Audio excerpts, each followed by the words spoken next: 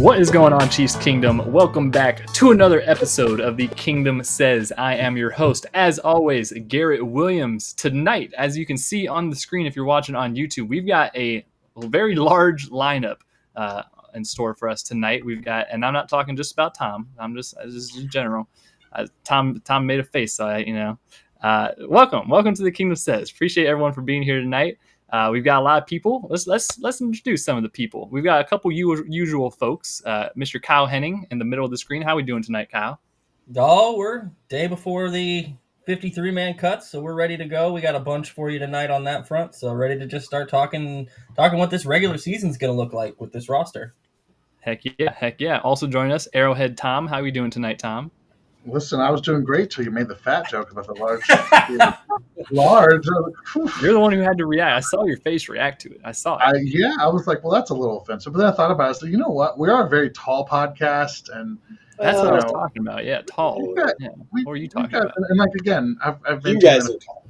You guys. Yeah, but if we stack ourselves together, we're still, I think, the tallest Chiefs. If we were podcast. to average it out, I think we still have some people beat. Yeah. So I'm sorry to bring you down. Also join us, Mr. Randy Ellenberger. How are we doing tonight, Randy? I am doing awesome. Fun to be back on. Football is ready to rock. They're the best time of year. Heck yeah. And then also joining us, one of our favorite guests that we have on pretty regularly, the managing editor of AtoZ Sports, Mr. Charles Goldman. How are you doing tonight, Charles? I'm happy to be here, guys. I think it's large. I thought you were talking about like muscles. We got some that too. We got some guys here who could probably, maybe like try out for open tryouts in the NFL potentially. I feel like the 5 of us could run the big sled. I think we could get some movement on it if we were maybe 10 years ago. Maybe 10 or 15 years ago. I don't know about now. I'm done. I'm done after 3. I'm done. Yeah, I'm doing a podcast with a bunch of old men. All right. Well, you're gonna see me looking like. You're going to see me looking like Christian Fulton out there after about snap 5. I can't get off the ground. Someone get the oxygen tank. You guys are selling yourself. I think we got one good rep in us. Like I said, the late Toby Keith. I'm not as good as I once was, but I'm good once. Yeah, as I ever was. I think we could do it. The whistle, and then that's it. Then we're done. Yeah. Wrap it up. Arrowhead Tom is no more. Every day I get my kids on the 5-man sled. I'm like, God, I'm glad I'm not doing that anymore. Just fun watching you push it. Okay, well, maybe we won't hit any sleds tonight, but we are going to talk about the Chiefs, as we usually do on this Chiefs-centered podcast. 53-man roster cuts are upon us. By the time you're listening to this tomorrow, which is a Tuesday, I say tomorrow, today is Monday. I was recording this. There's already been a couple roster cuts for the Chiefs, not any super notable ones. A lot of the kind of the fringe guys, the 75 through 90, I feel like are some guys that have already left. So we're going to kind of go through the roster. We're going to evaluate who we predict is going to make it, who's going to be cut. And we might also kind of look around the league at some of the other positions that have already been released or guys on the trade block. Who knows? We're going to find out. And our Mr. Charles Goldman is the insider here. He's going to reveal as much as he can to us in the very niche ways, and I think we're gonna come out of this with a pretty accurate 53-man roster, hopefully, because it's going to be tested pretty quick because it is tomorrow. So you might think, oh, poor timing, maybe you should do it a couple days before. Nope, here we go. Here we are. We're doing it, and we're going to get it all right. And hopefully our takes are better and not as spicy as Juju getting cut. Charles, have you not heard anything about that? Anything about Juju getting cut? He's going to be a lock, you think? I think he's a lock. All right. Tom's sources were off. Sorry, Tom. I told you guys, if you asked for something out there. Yeah, you gave us out there. Yeah. Mission accomplished on that front. You hit a home run on that one. As I tweeted, in honor of Sky Moore, I just came with the most absurd podcast you could ask that day. So it's not like I started my master's program or anything and was in the like mid paper when we started. It's fine. My brain was totally there. It was a totally conscious decision, well thought out. I wasn't pulling something out of thin air and just looked at Juju's name and went, he's not any good in Madden. So yeah. Tom's a big Madden guy. I know Tom's a big Madden guy. I respect it. So before we jump into it and we get into position by position, there has been a piece of news related to the Chiefs. And since the last time we were on here and talked, Tom mentioned Sky Moore getting traded away. The Chiefs then acquired a familiar face, trading with the New York Jets to reacquire Derrick Nnadi, a very familiar face. He's been here for like 7. This is probably his 8th year, I think, that he's going to be here. Super solid, knows the scheme, knows everything about Spags' defense. We lacked a run-stuffing defensive tackle, it seemed like, through camp. Charles, from what you were hearing and from what your kind of take on the whole thing was, Derrick Nnadi coming back, did you see it coming, especially with some of the Jets acquisitions at defensive tackle? Yeah, I mean, I think anyone probably could have predicted this after seeing the Jets trade for 2 defensive tackles. I think that at the very least you predict he's going to get released, and then there could be some interest there. But I think the factor that made this appealing for the Chiefs was twofold. First of all, you've got Omar Norman-Lott, who has now injured his ankle twice in the span of maybe 4 or 5 weeks. Not great. I don't think it's a serious thing. It's not like a tightrope surgery type of thing. I don't think that's it. But it's also not good. You want him on the field, and you need to be prepared in the event that he tweaks it again at some point and you don't have him on the field. So getting another body who can kind of reinforce behind Mike Pennell, who's also 33 years old, right? So he's no spring chicken. Having that body is important. Now, I think the big thing that kind of played in here was Felix Nnadi-Uzomah's injury. I mean, Spags basically said after the injury that Felix was going to make the team and probably be the 5th defensive end on the roster. But now that that's not happening because he's on injured reserve, it opens up so many possibilities. And I think one of the main possibilities there was, okay, we're going to go a little heavier on the interior defensive line as opposed to pass rushers, as opposed to linebackers. And I think that's probably the smart move, because when you look at the edge rush, you got a couple guys who play different positions, really 3 guys who play different positions who can kick out and play some edge, right? You got Leo Chenal, you got Chris Jones, and you've got Jerry Tillery. These are 3 guys who are, 2 of them playing interior, one of them off-ball linebacker, who can all play edge. So that combination allows you to say, okay, we don't need 5 edge rushers on the roster. That is kind of one of those scenarios where you can make that decision, right? And go a little bit heavier on the interior defensive line. So I do think, if Felix was still here, I don't know that Derrick Nnadi would end up, being a guy who comes back through a trade. Maybe a guy who gets signed to the practice squad after he gets released or something like that. But I'm not certain that he would have been back, and on the roster via trade. Now, there's also, it's a trade with conditions, right? I think I want to say my friend Jarrett Sapp at Arrowhead Pride brought this up the other day on X. They could probably release Derrick Nnadi and get rid of those conditions by releasing him.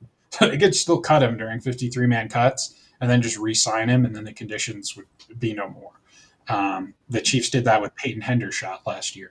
So that's something to watch over these next couple of days. I think there are going to be some interesting moves that are kind of similar to that, where they might be in a situation where they're trying to get a guy or 2 on injured reserve outside of the guys who are designated to return. You can designate 2 players to return at cut down.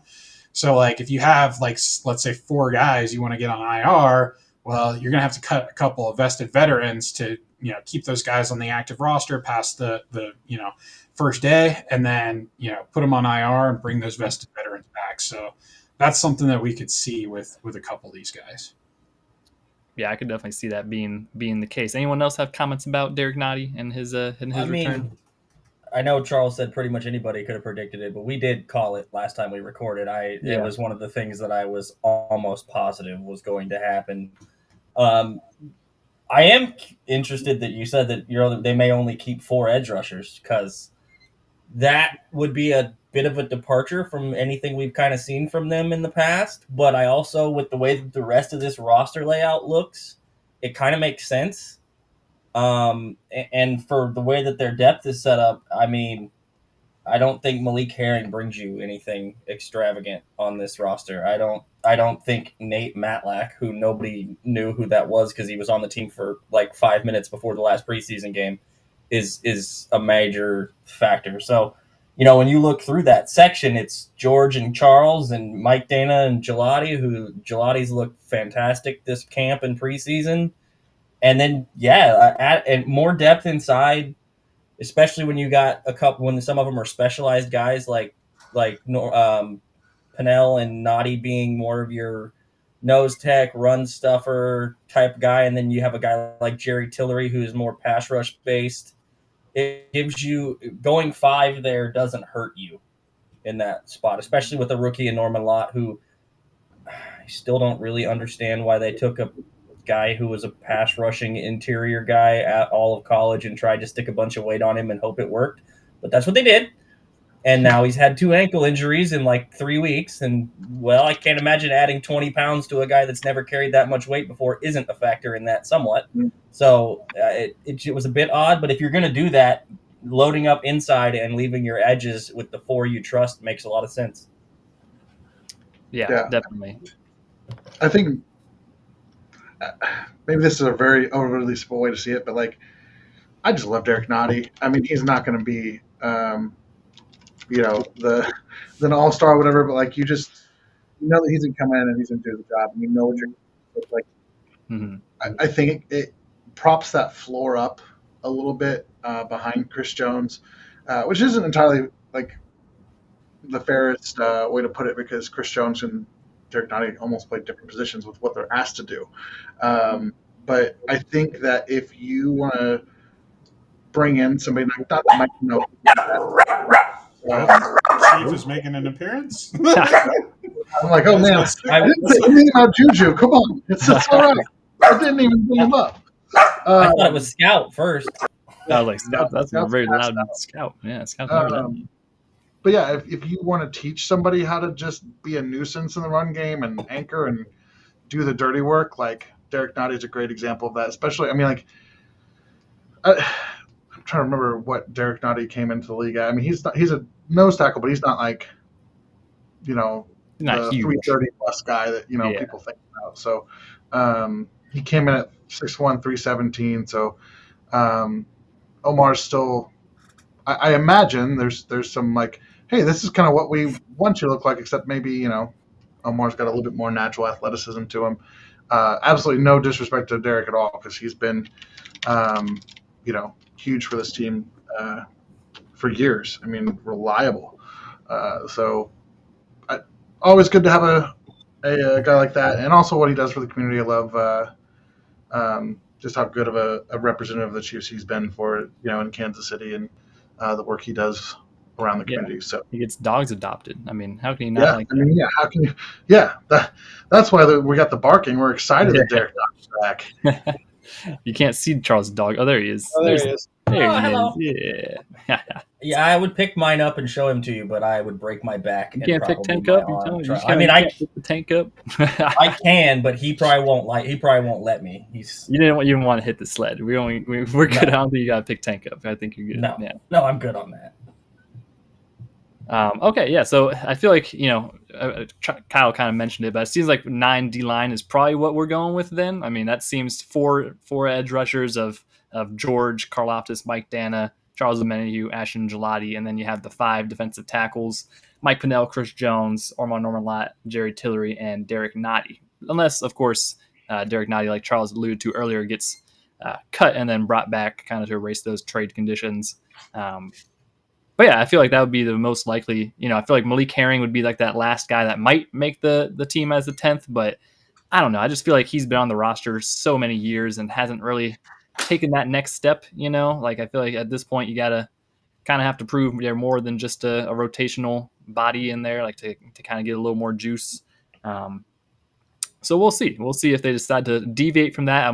It is disappointing that FAU is not going to be on the team. Obviously, I think that would have shaken up some things, and it would have been a really big year for him to try to get some good tape on there and live up to that first round status. So it's unfortunate that we won't see him this year, unless, I don't know, Charles, you might know better than I. Like if they injure him, is that even a possibility that they might injure him and then release him to another team, or they're probably just going to keep him on IR all year? Yeah, I don't see that happening. I mean, his contract's fully guaranteed. Right. I would be very shocked to see that happen. I think, next year he's going to be playing, during the offseason for a spot, trying to prove like, hey, I'm healthy, I can come back. And, it's going to be kind of a prove it year for him. He's probably not getting the 5th-year option now. So that's going to be kind of the make or break for FAU. Randy, do you see if there were to be an addition in the defensive line room, is there anyone around the league that you would be, or any kind of like, maybe not single person, but just particular body type or person that you think we're missing on the D line? It's kind of hard to tell at this moment. I mean, who knows who's going to get cut here in the next 24 hours. Like, there could be some off the wall guy that you had no idea was even on the radar being cut that all of a sudden is sitting right there. But with the breakdown of the guys that we have, and for all the instances that you guys just talked about, I don't necessarily know or see a huge need to now add more to that room. Could you see like a super twitchy, pass rush specialist type guy potentially? I don't know, but so they can sit him and not play him again. Well, exactly. That's the thing. Like with the 4-man rotation, and then like Charles mentioned too, with Chris Jones, he lines up all over the place. Tillery has that availability as well, and it's fun. It was really fun last year watching Leo come off the edge. Yeah, that's an underrated one. There's all those other options as well that I don't necessarily think we're going to see any of that. Now I think with Nnadi coming in, the rotation between him and Big Mike is going to be kind of essential to kind of keep the wear and tear on the big boy bodies there. And then lining up Tillery in there as well, with next to Chris, who gives a pretty formidable pass rush and penetrative 2 defensive tackle combo would be really, really nice. So I don't foresee adding anyone unless there's a huge splash out there that just makes too much sense. But I don't necessarily know if that'll happen or not. Well, and I don't even know if we've talked about this part necessarily, but Chris and Ominahue give you versatility at being able to both play inside and outside at any given point. Charles isn't going to necessarily be an instant run stuffer, but he can definitely hold his own inside against guards. He's shown that before.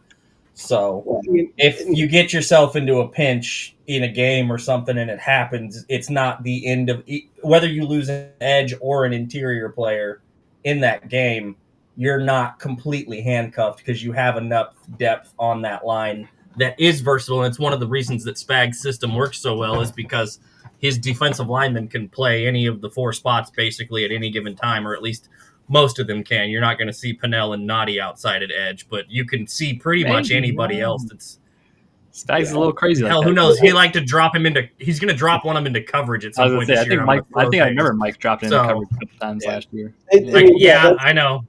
Charles coming back healthy with a full off season this year, I think is going to be huge. And his, like you said, his ability to line up inside as well really gives us a multitude of dudes and combinations that you can line up there on third, medium, third, and long that we're not necessarily going to lose anything in the run game having Charles play inside or Tillery inside with Chris on the outside and George on the other side, or whatever combination you might want. And George can do it too a little bit. George can move inside if he's strong enough in his the way he plays the motor side of it. I mean, he can. If you're in a pinch, you've got some options. You've really only got Mike Dana and Mike Pennell and Nnadi, who are pigeonholed into their specific spot on the lines, because they just don't have the body type to do the other position. But the rest of those guys, plug and play, put them where you want. Yeah. Yeah. Let's stay on the defensive side of the ball here. Let's move to another position group that I think is really interesting, which is the linebacker core. So first and foremost, obviously, I think there's 4 that are just locked in, right? We have Nick Bolton, Leo Chenal, Drew Tranquil, and Jeffrey Bassa, the rookie. I feel like those 4 are pretty secure. Behind them, there's a couple different names that have some familiar names that have been here for a couple years, some newer names. Charles, I want to get your take because last year you came on this pod and predicted an undrafted free agent to make the team by the name of Christian Roland Wallace, and he ended up making it. And there's a guy in that linebacker room by the name of Cooper McDonald who has really been impressing folks. What do you think, Charles, of the linebacker room? How many? Who? What are they going to do? There's so many. You have Jack Cochran, Cam Jones, Cole Christensen. There's so many names, I feel like.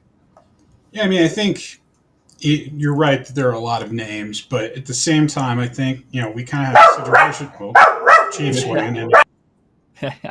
Too many names for Chief, he said. Come on. Mention my boy. So, yeah, get him back. Get Chief back. Got him back on the lap. Back on the lap. Yeah, where I was going with that, we got a lot of guys who have been here and been around, but haven't really been able to be like, hey, I'm the guy. I'm the next guy. Cole Christensen, Jack Cochran, even Cam Jones to an extent. I think Cam Jones makes it. So I think that's 5 for you. Okay. I think 6 is going to be the gentleman you mentioned, Cooper McDonald. I think they keep 6. I know Spags and Tobe both like and prefer 6 linebacker lineups.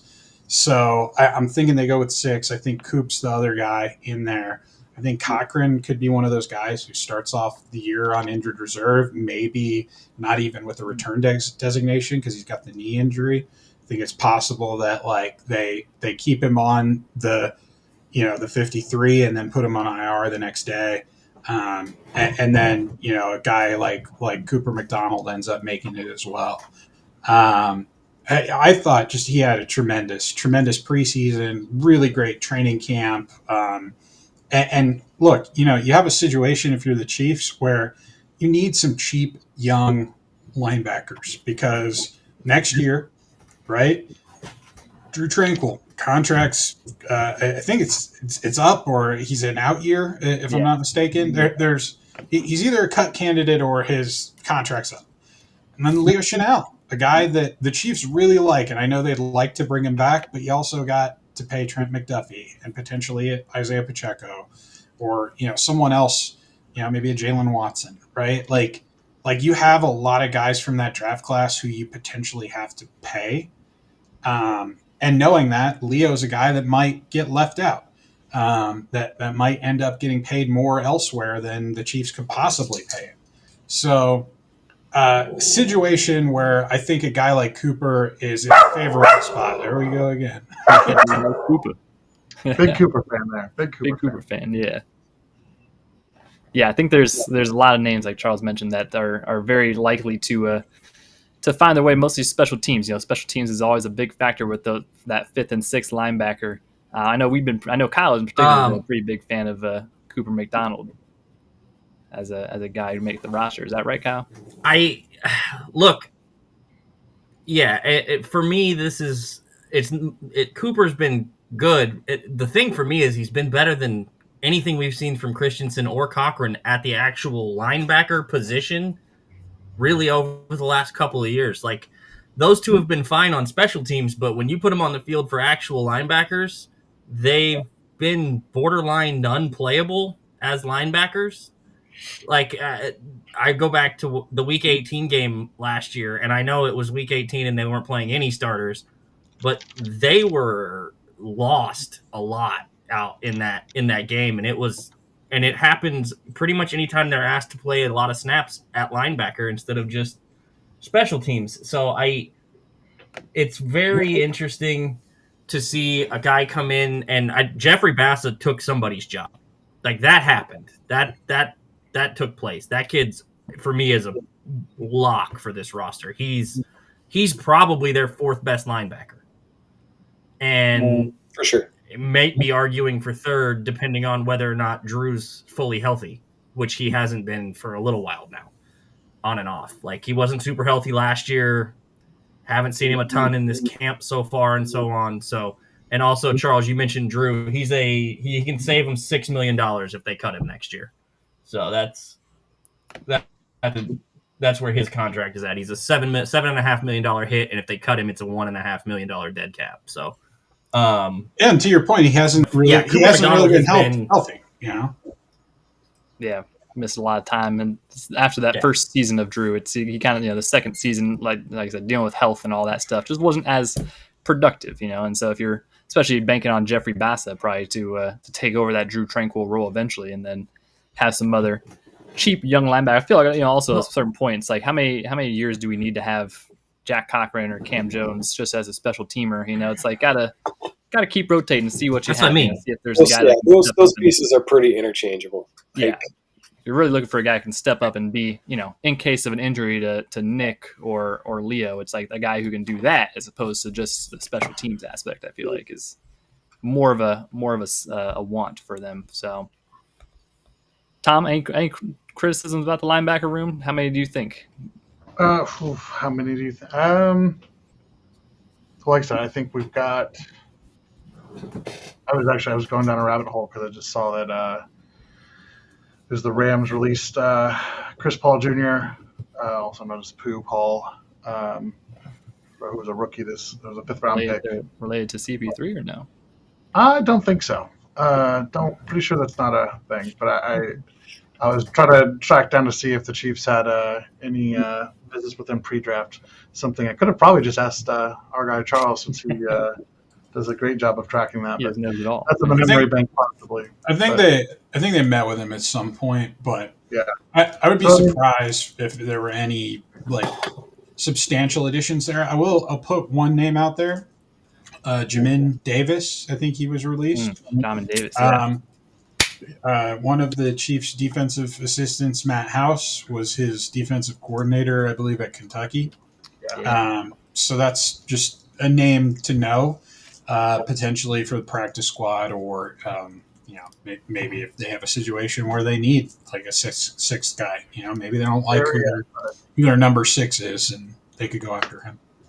Yeah, Jamin's played a lot of different positions in the NFL too, I believe. I think he's middle linebacker. I think he's done some edge stuff. He's definitely a hell of an athlete that just kind of has been tossed around to a couple different organizations for a first round pick. So that is something to keep an eye on. Okay, so the linebacker room, I feel like we got it pretty, we'll see what the mystery kind of 6th linebacker is. I feel like there's at least 5 that are pretty solid as far as, the first 3, Bassa, Cooper McDonald seems like he'll be the undrafted free agent guy that'll make it this year. And then that 6th guy, Cam Jones, maybe Jack Cochran, who knows? We'll see. If maybe they only go with 5 and they decide to, it's tough when you have these roster situations. It's like there's especially when we're going to go into the offensive side of the ball, and there's so many names, it feels like, on the offense that, defense might be the one to suffer a little bit more from it. Okay, let's check out the defensive back room, round out the defense. This is another one that's a little bit interesting. There's a lot of guys, especially in the cornerback room, that have been here for a couple years that I feel like might have lost their spots this year. A couple guys like Josh Williams, Nnadi Johnson, feels like those guys are kind of on the bubble. Charles, what are you thinking about the cornerback room? Yeah, I mean, I think Josh Williams, if he's playing deep into the fourth quarter in the 3rd preseason game, that's never a great sign. Yeah. It's never not a good sign. So, I think he's probably someone who they're going to have some conversations with some other teams with, or, they could find themselves in a situation where, hey, they want to go heavy at cornerback and they find a way to keep him. Personally, I think that, Kevin Knowles, undrafted free agent, might have played his way onto the roster with his blocked field goal in that game. I know he's a guy that the team really likes for his versatility. He can play special teams. He can play the slot. Considered a leader, right? So he's a guy they like quite a bit. So he's someone who I could see sneaking in there and bumping off, a guy like a Joshua Williams.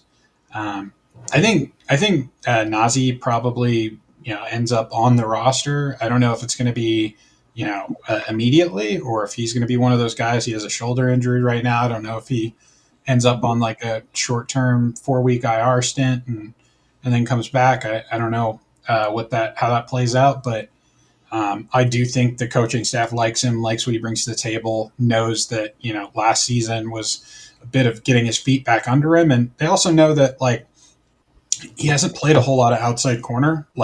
Came into the league, he was playing safety at Marshall, and then comes in and is asked to learn an entirely new position in nickel. And then after he plays some nickel, and some special teams, he's asked to learn an entirely new position the following year and learn cornerback. And then he gets hurt, tears his ACL. And that sets anybody back, right? Yeah. But I know that the Chiefs are still pretty high on him. I would be a little bit surprised if I saw them, if they were to move on from him. I think Nall Williams is going to make it. Draft pick guy who is impressed at some points. I think he lost his cool a little bit, maybe in preseason week 2, and had some silly penalties. But learning, growing pains. I think the physicality and whatnot that he brings to the table is really good. And I think you're looking at maybe 6 corners making it, 5, 6 probably is what you're looking at there. Christian Fulton being healthy and back. I mean, I know he's still kind of getting his legs under him, but I think he can do enough and be a big enough piece that, maybe what we saw in preseason week 3 is what we see for the first couple weeks as they're kind of easing him back, that they put him out there on third downs opposite Jalen Watson with Trent in the slot, right? High leverage downs. You want your best group of cornerbacks on the field. And I think that is what they feel their best group is right now. Maybe down the line, maybe by like the bye week that changes, and maybe it's Nall Williams who's getting in there instead of Christian Fulton. We'll see, but definitely got some options, some versatility. I mean, I think we're talking about the versatility and the different things they can do up front with linebackers, interior defensive linemen, lining them up in the inside, lining them up all over the place. I think the secondary is just as intriguing in terms of versatility. Like, I think that's going to be the theme for Spags' defense this year, is just he's got more tools and tools that he can move around, that he can be flexible with than he has ever before. And I think that's dangerous, because that's when he gets really, really creative and can throw some stuff at these quarterbacks that they just have not seen before. And right. I mean, it gets me really excited. I mean, you're talking about a guy like Jeffrey Bossa. This is a guy with a safety skill set, former safety in college, who's playing linebacker, right? Like, that's a guy you can drop him from the linebacker spot into the safety rotation. You probably won't lose a whole heck of a lot of ability there. So there's just so many different things that you can do. And I think when you look at some of these guys that they're considering, the more they can do is the better, right? You can line up at nickel, if you can line up at corner, if you can line up at safety, you're going to have value for this team. Yeah, there's definitely versatility has always been Spags' big thing, and the more versatile you are, the better. There's another guy like Christian Roland Wallace is a name that you didn't mention there, but he's he played a lot of corner in year 1, and now it seems like they're playing more maybe at safety this year potentially, and kind of rotating him in basically wherever. I know he's gotten like backup slot reps. I know he's played some nickel and stuff like that. So that's another guy that, I don't know, there's just a lot of names. It feels like almost, you're kind of getting short on the amount of spots with all these names. Randy, I'm curious about your thoughts on the cornerback position. How many can possibly make it? Because I know on my prediction, I had 5 corners making it, and then 4 safeties, which equals to about 24 on defense. I know 25 on defense is probably a little more common, but yeah, I don't know. Like we're talking about the versatility, like with some of those borderline, corners who are on that fringe, like you start talking about your nickel package and your dime package. You still have Cook and Mike Edwards that you can throw back at safety and still bring Jaden Hicks and Shamari Connor to come in and play the slot, where you also don't lose a lot in the run game. You actually probably gain a whole lot more and with blitzing ability with those guys too. So the DB room is got a bunch of Swiss Army knife type guys, which is really, really fun for Spags, especially with his blitz package on some of those, 3rd and longs, big 4th downs, whatever it might be. So you look at some of those, the fringe corners, I've always, something about Joshua Williams I've always liked, coming from the small school, Fayetteville State. He's got that big frame, the 6'3", super rangy. Like, he does some good things that I really, really like. But then there's just some things where he just hasn't made progress that you want to see, like being able to find the ball and where his hands need to be at times, and biting on some double moves. Like he seems to get burnt on the same things. Like that's as a coach, that's what gets me the most, is you have these guys that are supremely talented and they're athletic. They can make plays, but they just make the same mistakes over and over, regardless of coaching or whatnot. So how many times can you beat your head against the wall with a kid before you just like, you have to cut your ties?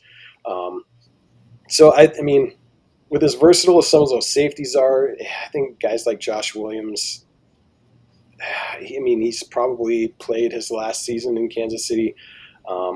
Everybody here knows that I am not a gigantic Nazeeh Johnson fan. I kind of put him in that where, you know, I would rather keep, you know, Roland Wallace and get rid of Nazeeh and Josh if I'm going to try to keep these guys that can play legit multiple positions and give me a little bit more upside and not have the constant same mistake over and over. So that's kind of where I'm sitting. So I think it's probably, you know, 5 corners and you know, 4 to 5, you know, depends on what you call Roland Wallace. Is he a corner? Is he a safety? But you keep your 4 safeties, him, and then 5 corners. So yeah. What do you think, Kyle? Well, you said 25, and I don't think they go to 25 on the defensive side this year. We already talked about going with 9 D linemen and 6, maybe 6, probably 6, but with an IR move short, like as soon as the roster is finalized, deal at linebacker. But when you look through this, I mean, McDuffie, Watson, Noel Williams, and Christian Roland Wallace and Christian Fulton are your 5 as far as the corners are concerned. That's who I have. And I don't think you have anything deeper than that. You don't even have 5 at the safety position. I think Kevin Knowles is probably an excellent practice squad candidate, and I know they have him listed at corner, but he's probably a safety by the time it's all said and done. And again, we're talking about the hybrid thing, but like you got Brian Cook, Jaden Hicks, Shamari Connor, and then the retirement home candidate Mike Edwards, who's going to see very few snaps for a large portion of the season. He's more of the veteran leadership to teach them the tricks of the trade than anything. Like, I think with Deion Bush on IR already, like there's probably a need for Mike Edwards, but I don't know that it's on the roster. Like I think he's not a guy that you have to worry about if you cut him. Like a bunch of teams are going to come calling. Right. I don't think that's going to happen. He's vested, so you don't have to worry about anyone claiming him. It's going to cost you $500K in dead money, but that's at the end of the day not a whole lot. And you know, if you can get him and convince him, like, hey, stay in Kansas City, but we need you on the practice squad. If you can convince him of that, gives you a lot more flexibility with that DB room. Where else is he playing? That's what I'm saying. Like maybe a team like Tampa comes calling, but they have a riches at safety now. So much so that they got rid of Shiloh Sanders because he punched that dude. Yeah, because he's you know. But anyhow, I mean, I was talking to my dad about this when Mike Edwards. We talked about Mike Edwards on the last podcast. My dad was like, "Just tell him you want him to be a coach or an assistant or like a player assistant. Like you don't need him on the like he can go sit on the practice squad like Charles just said. Like I know it's tough for guys to be like, hey, it's over, but like, hey man, I don't know if you've got maybe you can get a few weeks out of him in like late November, early December when you absolutely have to have a body because something happened or something. But I just don't know what he brings you from a playing perspective for the majority of this season. And then if you do that, then you can do maybe 6 of the corners / like then that instead of maybe it's Nnadi because he does play both positions at safety and corner, and Steve seems to have a weird affinity for him that nobody else can figure out. But like this is one of the weird scenarios where you have, with Deion Bush being out, you really only have 3 safeties, like true bona fide safeties with Hicks, Cook, and Shamari. And if Christian Roland-Wallace being on this team keeps Shamari Connor out of the slot when Trent's not playing in it, I will be a happy man because I can't watch Shamari try to cover tight ends anymore. I can't do it. I think you're more likely to see Chris Roland-Wallace playing like single high snaps. I think they like his range on the back end. I kind of like that. That works too. I think they like his range on the back end. They like his instincts there.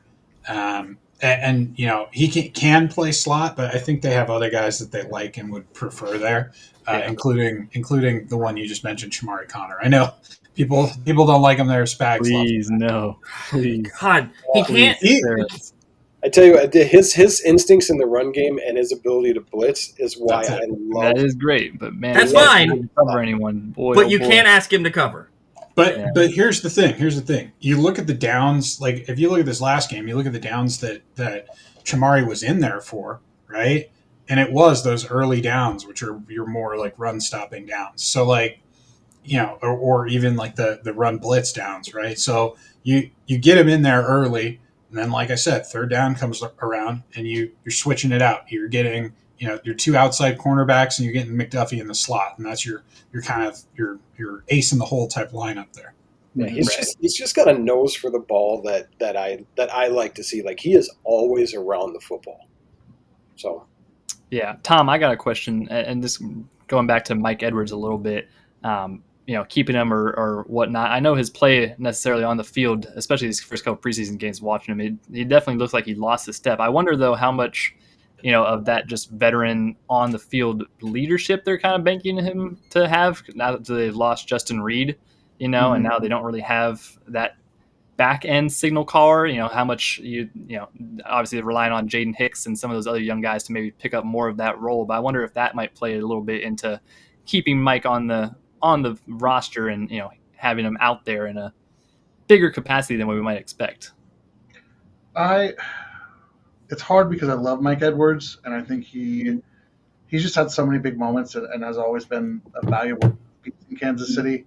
But as you mentioned, he's, you know, Father Time's undefeated. We're seeing a little bit of that slow down. I think there's value in what you're talking about, that veteran leadership. And at the same time, you've got guys like Brian Cook and some of the guys in that secondary who, oh no. Charles disappeared. Oh no. Did I do it again, guys? Was my Mike Edwards take going to be so offensive that Charles left? Yeah, to get out of the way, dodge quick before you spilled something crazy. He's like, yeah, he's going to talk about cutting Juju again. Sorry, I haven't forgiven myself for it, so you guys know. Anyways, yeah, I think to me, it's with how competitive this roster is, it would be hard to justify keeping a guy who physically is struggling to keep up just for that mentorship piece.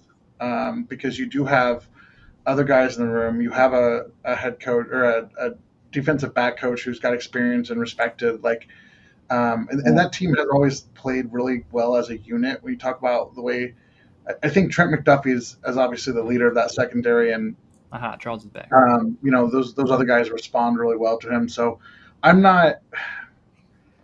It's not a shot at Mike Edwards. I think if they keep him around, they'd love to keep him around. But I think again with some of the as we've been talking through, it's a competitive roster, and it is very difficult to keep a player essentially to be a coach. You know, to be an unofficial coach over that, you know, mentorship piece. It's going to come down to their evaluation of what he can add to the field if he's called on, and that's probably a little mixed right now, just with kind of working through some of his film through preseason. Just again, like we said, looks like he's lost a little bit of his step, maybe not as you know, as fluid as he was, but yeah, I can't. It would not be a surprise if, again, like we talked about, trying to stash him somewhere, maybe call him up later on, or do what they do often, which is he'll go get some money somewhere else, and they'll cut him in the middle of the season. And we'll call him back, and he'll make a crucial play in the playoffs. You know, that kind of tends to be something, you know, Kansas City does. The Patriots did it all the time when they were on top of things. I think that they're comfortable with whatever they need to do. Right. Okay, so for my calculations, it seems like we got either 9 or 10 in the defensive back room. If it was 9, there'd be 24 total on defense. If it's 10, there's 25 total. I think it's 9. It just feels like, I mean, I could see Mike Edwards being the guy that they, substitute out for another young guy and then have him on the practice squad. To me, I feel like just with the amount of people that are going to be on offense, I feel like you have to have 24 on defense. Right. I think it's 9 because you're going to have Mike Edwards not really. He may be that practice squad guy, and the linebacker being Cochran to then move to IR. So then you're back to 52. And when we talk about the offense, there's another guy that's going to get brought up like that. So they may have 2 that go straight to IR as soon as the cut down day is done. So I don't think that I don't think there are 10 guys to keep here with the way that they've treated where they've treated Josh Williams and Melvin Smith Jr. and Kevin Knowles. Like you're not worried about losing Kevin Knowles, I don't think, and not being able to get him in the practice squad to where you have to keep that. So I think you end up with 24 on defense. And I think it rapidly changes to 23, and then they bring somebody back, even if it is Mike Edwards. Again, it's that 24th after cut down done. So, yeah, okay. So that kind of wraps up the defense for the most part, barring, like I said, we still got cuts, so we might know, might be some crazy safety that becomes available or some that really makes them jump out of their shoes. I know Kyle Duggar's on the trade block. I don't think the Chiefs would be looking to spend that much, but also you have to kind of remember that there's a couple guys in that secondary who are on contract years. Jalen Watson, Josh Williams, Brian Cook, this is the last year of their deal. So at some point you're definitely looking to solidify a guy who will be there for the next couple years, whether that is re-signing a Brian Cook or Jalen Watson or something like that.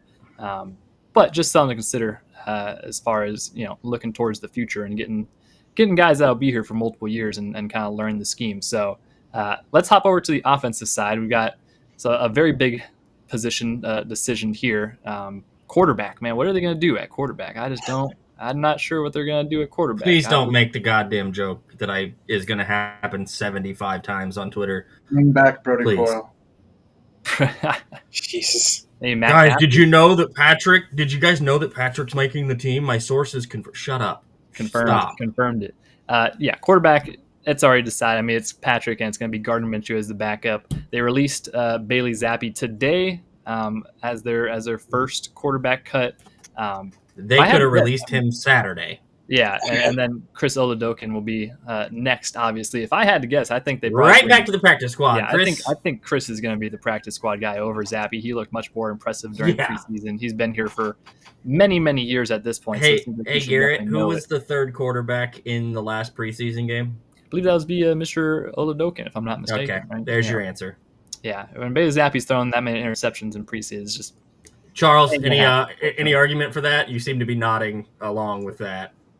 The only thing I could see maybe happening is if Chris finds an opportunity elsewhere where he can be on a roster, that you have to find somebody else. And I don't think it's going to be Bailey Zappi. I think he blew his chance in preseason week 1, unfortunately.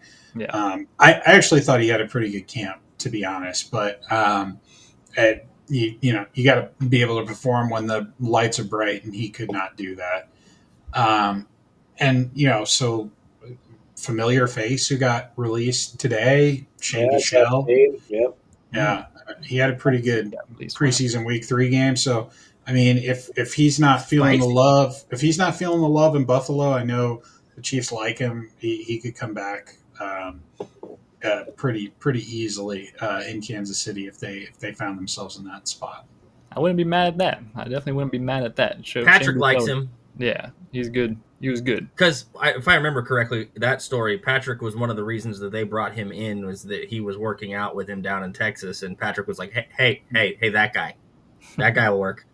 Well, I think their families are friends, and I mean that stuff. You think it doesn't matter a whole lot, but it can sometimes, especially when you're talking about. Oh no! If you're a Chiefs fan, Yeah. If you're a Chiefs fan, you know what matters, because Garrett Dieter had a roster spot for like 6.5 years that was solely based on him being friends with Patrick Mahomes. No offense, Garrett.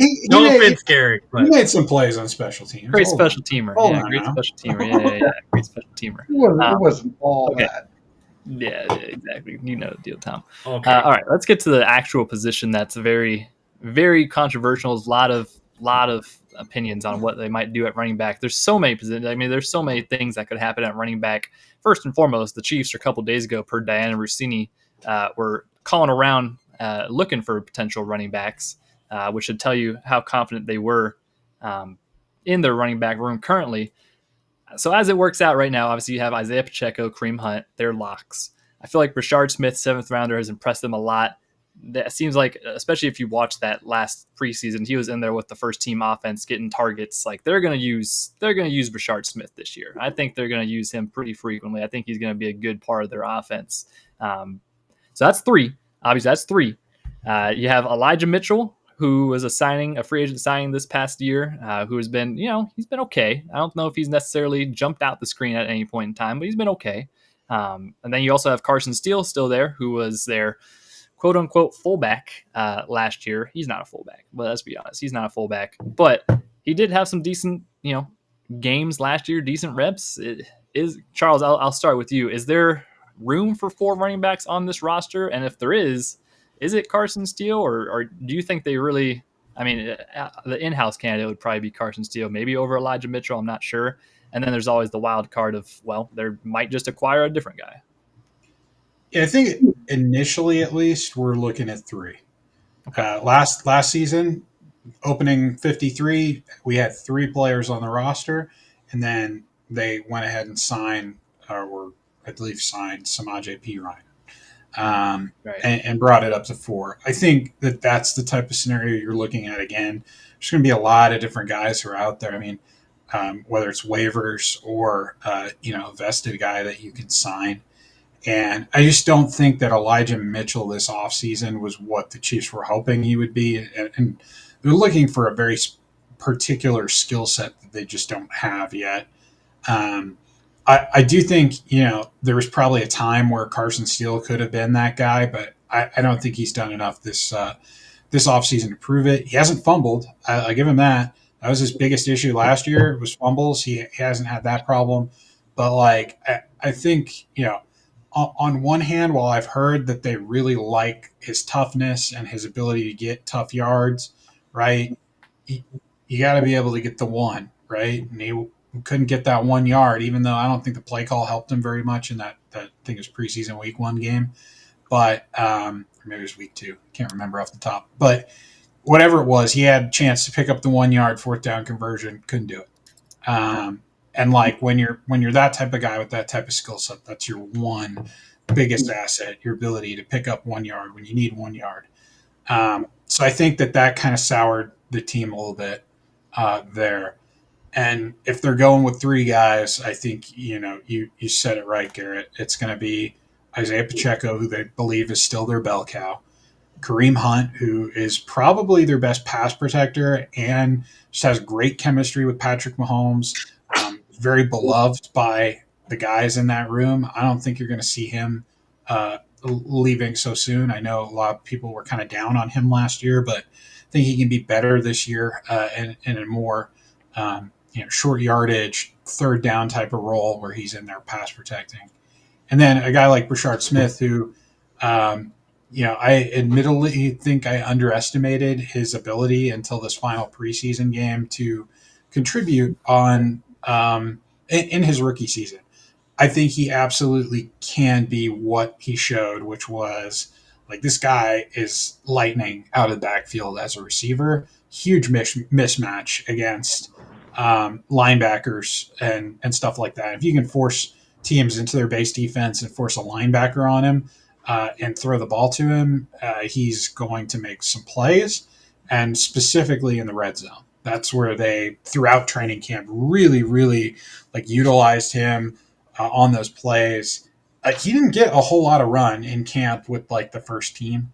And honestly, he didn't really get much run with the first team until this 3rd preseason game. But I think they were kind of building him up to this point. And I think he showed enough in that last preseason game to be able to make it. I do think, he's got to get better at a couple things, or it might be a little bit short-lived. One of those things is special teams. I think he showed a little bit. more at special teams in this third preseason game as well, but he's got to keep ascending there because we all know Uncle Dave's got more say about this roster than he'll take credit for. Yeah. So people just have to continually realize, like, he's got one season under his belt in college at playing running back.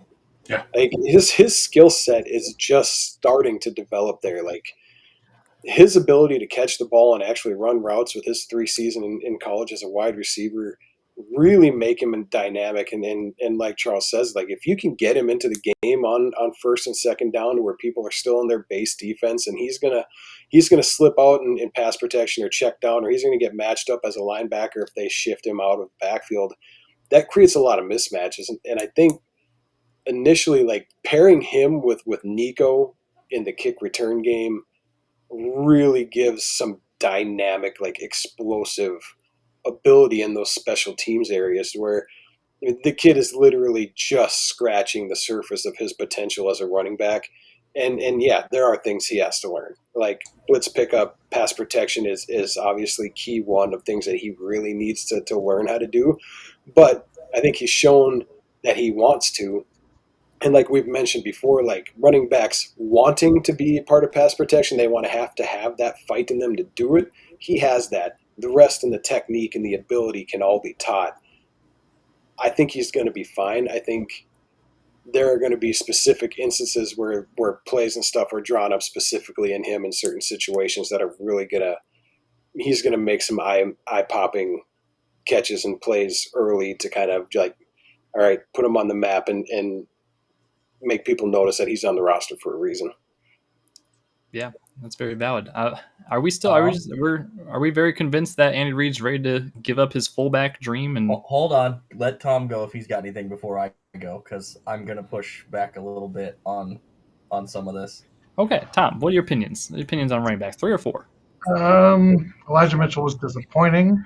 Yeah, I would really like to see them add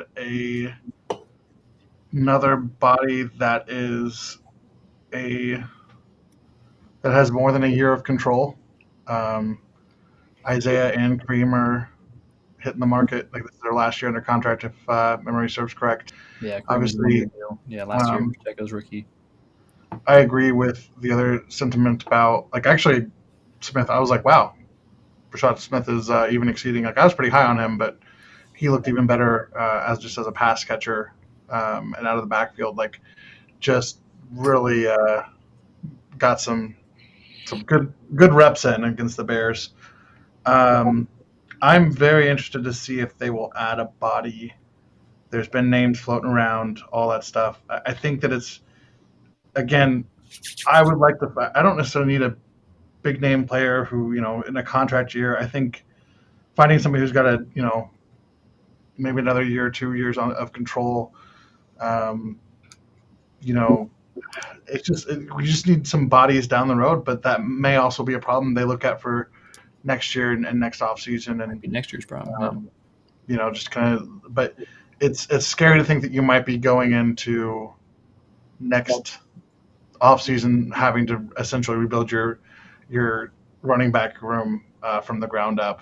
So adding somebody who can get some reps in, and I mean, again, Kareem, they can always bring back, but we'll see how it all plays out. But I'm very intrigued to see if they'll add somebody. That's what I'm rooting for. Yeah. Okay. I do think they will add somebody. I'm going to go out on a limb and say that it might not be like the initial 53, but literally the day after, whether it's a waiver claim or a vested veteran that they sign, I think they're going to add someone there, and it's exactly the reason that you're talking about, Tom. They need to have someone who maybe has some years of control. So waiver claim would be preferable. There are going to be a couple of those options out there, even from within the division that I think were recently released. Mm-hmm. Don't steal my thunder. I have a name. but I'm going to throw out one more name before you get in here, Kyle. We're looking at these teams that we've played in the preseason, and those are typically guys you have the most film on them, right? Because you played against them. You're able to have those conversations before and after the game about like, hey, who are some of these guys that might not make your team, right? Mm-hmm. I think there's a guy in Arizona, Michael Carter. He used to play for the Jets. He's a veteran. He's still pretty young. I think he's only 26 years old. He has a skill set that they're lacking in terms of this guy who can pass protect, this guy who can catch the football well, and has experience as kind of like a bell cow back as well. So he's someone who I think fits that like Jerick McKinnon role, which they just don't really have. They don't have the full Jerick McKinnon role right now. I think maybe they have pieces of it.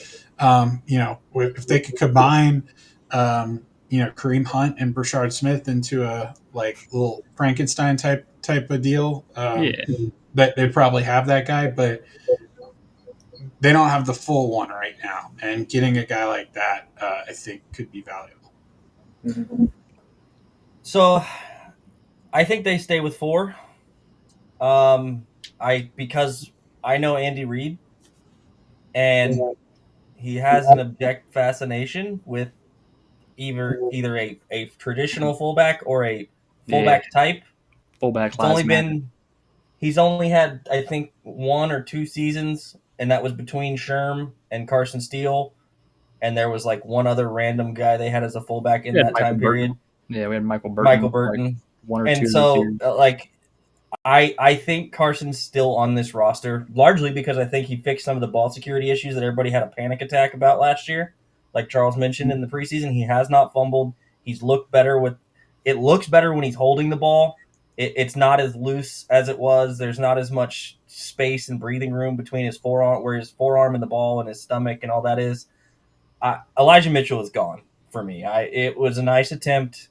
They were hoping maybe they could get Jerick McKinnon light out of him. Same kind of deal. Was in San Francisco, Shanahan offense, coming off injuries, try to revitalize. He didn't show anything that was worth keeping, honestly. Brashard Smith is what we like to call an OW. He is not a running back. He is not a receiver. He is an offensive weapon, and they are going to deploy him as such. Old head Chiefs fans will remember a guy named Dexter McCluster. Andy had some OW guys like that in Philadelphia that he liked to use alongside of guys like Shady McCoy and Brian Westbrook. There was always a little scat backish type there. I think they run 4. Did he have? I believe so, briefly. I'd have to go back and look, but I believe Darren was there at one point with him. But I think you're looking at Pop, Kareem, Brashard, Smith, and Steele on this roster, because I think they're. Sorry. Darren Sproles would have fit perfectly with stuff Andy Reid likes to do. That would have been. The other thing for the running back room for Brashard Smith specifically, the screen game. This offensive line can move. I love Joe Thuney to death. That man is a robot. He was an absolute tactician. He's not exactly an elite mobile athlete. Never really was. Some of the guys that they've had at left tackle, other than Kingsley last year, not exactly mobile. Everybody remembers Orlando Brown Jr. and Donovan Smith. They might as well have been statues. As long as they're in there, they're fine, but they're not going to get out in space and do things. They have 5 guys on this offensive line that they can attack in the screen game on either side of the ball, and I think they're going to exploit that, because there are some things that I watched Brashard Smith do in the preseason where I went, and no, I'm not calling him this, but I went, that looks like Jamal in ways we haven't seen in a long time. He has a big play ability and the wide receiver routes that he can run out of the backfield, out wide, in that H-back spot. They're going to move him around and use him in motion and do some seriously diabolical things with him that are going to cause linebackers nightmares, because they can't run with him. They can't. And if you try to cover him with a safety, then you have a linebacker covering, let's check notes, Travis Kelce or Robert Tonyan or Noah Gray. How's that going to go? Not well. So you're getting back to a pick your poison type of offense that we haven't seen from a weapons deployment in a couple of seasons. And Smith is going to be a factor. Now, obviously, he's a very late round draft pick with a lot of things to work on when it comes to the fact that he weighs like $195 and pass blocking 250-pound linebackers is going to be tough. But if you're making them cover him or address the screen game, he doesn't necessarily have to block them all the time. So I think with the way that I've looked at this, the only reason that I don't think they wouldn't keep 4 initially is if they do something interesting at the tight end position, which we'll get into here in a minute. But I think it's 4 for now. Yeah, I'm thinking. I feel like 4 of some variety. If it's not Carson, an addition. And the additional running back, and Charles mentioned a in division potentially running back. Yeah. Audric Estime by the Broncos earlier today. As somebody who watched that kid play all of his college football games, and I mean all of them, I watched every single one. Yeah, dude, sign me up. Dude. He is. You're gonna have some AFC West competition for him, though, Kyle. His running back coach from Notre Dame is the running back coach for the Raiders right now. Yeah, I know. Our former running back coach still pisses me off. Dylan is in Vegas, but if Audric Estime is a guy who he can catch the ball out of the backfield, but he is a bruising running back. He will beat you up, and he's got really good vision, and he's used to running behind mobile offensive lines. And this offensive line, if the preseason was any indication from the starting group, they are going to create some craters for these running backs to maneuver through, and they're going to have their way. And he is a problem to tackle for linebackers. So Audric Estime is a name I would be highly interested in being an addition to this group. If they do go with 3 and maybe they get rid of Carson Steele, he's not a true fullback, but you could probably teach him enough to be the hybrid-ish fullback that Andy uses. Nobody's running up an I formation. You can convince Andy in his head that he's a fullback enough to keep him on the roster, I feel like. If you just say, Andy, look, he wears number 42. That's another former fullback number. Like, he's a fullback. Come on, Andy. You like fullbacks. Come on. Okay, so I feel like 4 running backs, 3, Isaiah Pacheco, Kareem Hunt, Rashard Smith, pretty locked in. And then the 4th one, someone. Carson Steele, addition. I mean, when there's smoke, there's fire, usually with these trade rumors or acquisition rumors. So I feel like Charles said, it is pretty likely that they'll add someone like they did at last year's deadline with Samaje Perine. So we'll see. But 4 running backs, we'll go with that because that'll kind of influence how many at other positions we can carry. So let's go over to another skill position, wide receiver. I feel like this one is kind of easy. I feel like this one's kind of easy. If you're looking on the screen, Kyle's holding up 7 numbers, 7 fingers. And it's a lock. I don't even think there's a question. I feel like 7 is pretty confirmed. And Charles, I'll just give you the 7 I think that are going to make it. You can tell me yes or no.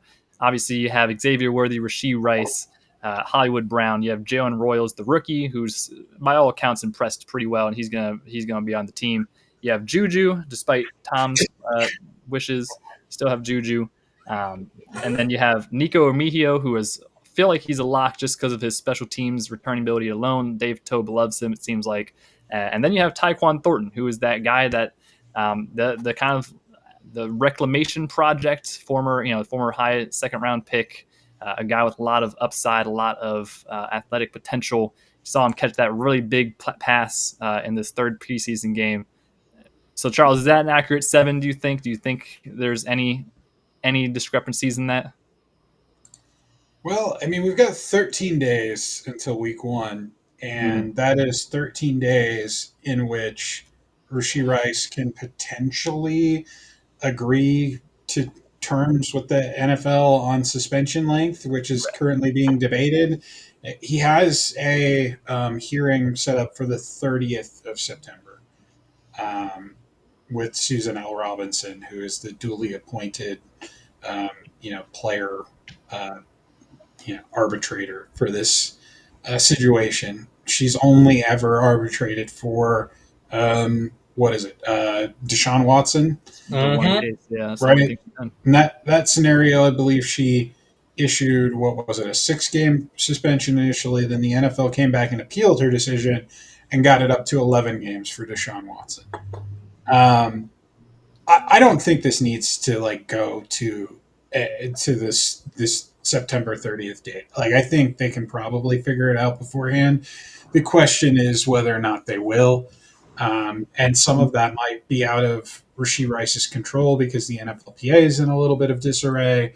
The NFL itself was in a little bit of disarray when some of this stuff behind the scenes was going on because there was a shooting at the league office. Like, there was a lot of stuff going on behind the scenes, right, that kind of contributed to this dilemma that they're in right now. And I think that because of that, it might actually end up going to that September 30th date, which might not be ideal. Because then you have a situation where, okay, say Susan L. Robinson rules, gives him a suspension, either he or the NFL appeals that suspension decision, and now you have something that's dragging out even further, right?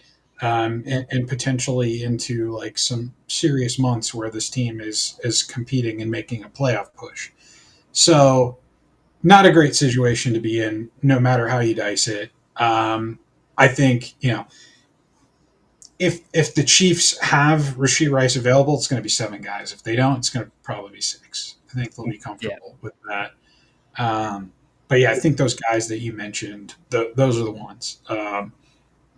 They've proven the only difference there could possibly be is, let's say, a guy like Jalen Royals who's been out with like knee tendonitis. Let's say they think that like they need a couple weeks to get that thing less inflamed. Okay, you put him with one of the IR designated to return slots, and he's potentially a guy who could come back right around the time that maybe you are losing a Rashee Rice. And then maybe that opens up the possibility for you to keep another guy that you like and keep 7 still, right? Which would be like a Jason Brownlee. Or maybe it's someone else. Maybe it's not a Jason Brownlee. Maybe it's a Jimmy Holiday who really impressed in preseason week 3. Is a guy I know that Dave. Can we call him Doc? Doc Holiday? I hope so. I hope so, man. I really like him. I think he's going to be a fine player. Earn that nickname before we. Maybe I earned that one. Yeah. He's got some Albert Wilson to his game, I think. I don't know. I like what he's got going on though. But Pat liked that guy. Pat liked that guy a lot. Yeah. Pat got that guy paid by the Dolphins. Yeah, it seemed like the Rashee Rice, the lack of Rashee Rice suspension at the start of the year when that news came out, that really threw a wrench in a lot of the 53-man plans, just because now you're having to account for that suspension a lot later in the year. But I think there's definitely some other guys, like I said, Jason Brownlee, I think could make it to the practice squad probably. Jimmy Holiday, Elijah Badger is another guy who had a lot of hype coming into the camp. So I think there's some guys that'll be able to stick around. No Magdalena love, Garrett. They've always had a oddly placed random white dude at wide receiver. That's kind of been their thing. You do make a valid point. Yeah, they do lack white guys in that receiver room right now. So you do have a very valid point. But other than that, I think it's pretty set. I don't know if Tom, Randy, you have anything else to add to the wide receiver room? Yeah, it was just the basic, Rashee Rice suspension that opens the door for another guy. And right now I'll bang on the table for Jason Brownlee for that spot all day. I think he has really come on strong towards the end of training camp, and just watching them throw 3 or 4 back shoulder fades for him in the end zone really shows to me like they think this kid has some really good red zone ability, and he is right now the tallest wide receiver on our roster at 6'3". But he's gotten more opportunities in the last couple of preseason games, and I think he's done a lot with those. So I think if there is one more guy kind of hanging out on that fringe with the Rashee Rice thing, I think it's him. Badger maybe, but he's a practice squad guy, and I think Jimmy Holiday is kind of in that same boat. But Jason Brownlee has impressed me the last couple of weeks, and it was fun to see the quarterbacks throw some balls up and give him opportunities to try to make some plays down there in the end zone. That's an ability that we never thought we would ever see in a wide receiver Chiefs offense. I've been begging for a big body X receiver for like 5 years now. Taking them this long to unlock it, all of a sudden, hey, maybe we're starting to throw back shoulders. Who knows? Right. I don't even know if it was the receivers. Patrick's never bothered to even try to throw it. Like, nah, we ain't doing it. And then they come out and I know we talked about like 6 different back shoulder balls in the end zone last week. It was awesome. And not just the total number, but Patrick throwing them, because like other quarterbacks throwing them is whatever. But when Patrick is walking out there, he threw one to Tyquan, he threw one to Brownlee, he threw one to Rasheed. And the one to Rasheed, he let go of the ball, and he was still like 4 yards from the end zone when the ball went into the air. So I was like perfectly timed. Rasheed turned around and was like, "Oh, hi, okay." Yeah, great chemistry on that. So, for me, the 7 are set with the Rasheed, and depending on what, like Charles said, with the Rasheed suspension, the 7 are set. Brownlee, I don't know, gets through waivers. I just don't. Yeah. He's shown enough during preseason that I think a team that needs a wide receiver may make a point to try to go get him. Somebody like San Francisco, Minnesota that's struggling right now. Hey man, San Francisco's good. They got Juwan Jennings and Ricky Pearsall and Sky Moore. They're fine. They're good. So, look, like I said, Nico's your returner, and we already talked about Uncle Dave. And Uncle Dave made that pretty damn evident. I think it was like the first interview he did in training camp. He was like, "Yeah, Nico's our returner. Cool, guys. Good talk. Glad we had it." Yeah. So that's done. The Tyquan thing is what threw a wrench in everybody's stuff as far as what everybody thought this was going to look like. That's a pleasant surprise.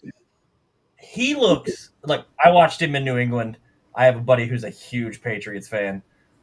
I watched him in New England. I agree with Juju. He is totally different than he was in New England, because Juju even said it. Juju's like, that's not the same kid that I was with in New England. That's a totally different level of what you're getting.